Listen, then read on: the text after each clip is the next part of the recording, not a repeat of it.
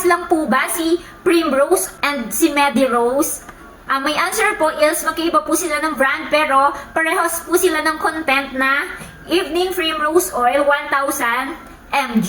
Yes, parehas din po silang FDA approved. Yun lang po yung brand yung pinagkaiba nila, yung brand name. Parehas po silang goods for hormonal imbalance, dysmenorrhea, sa mga may symptoms ng premenopausal, and sa mga malapit na pong mag-labor. Same lang po kasi sila ng Evening Primrose Oil. Since wala pa po tayong stocks ni Primrose, ang stocks lang po ngayon is Medirose. Pwede nyo rin pong inumin si Medirose. Dati po kasi naubusan po ako ng stocks nito nga po ni Primrose. Si Medirose po talaga yun ininom ko. And yung isa nilang tinitinda rin na Evening Primrose Oil, ano nga yung pangalan nun? Parang Prenova, yon, parang Prenova.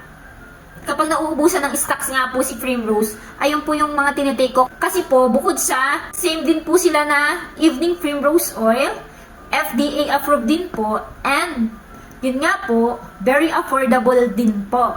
So, dahil hanggang ngayon wala pa rin po talagang stocks ni Primrose and kailangan na natin uminom ng Evening Primrose Oil, pwedeng-pwede naman po si Medirose. Yun lang po. Thank you for watching. Kuting-ting. Bye!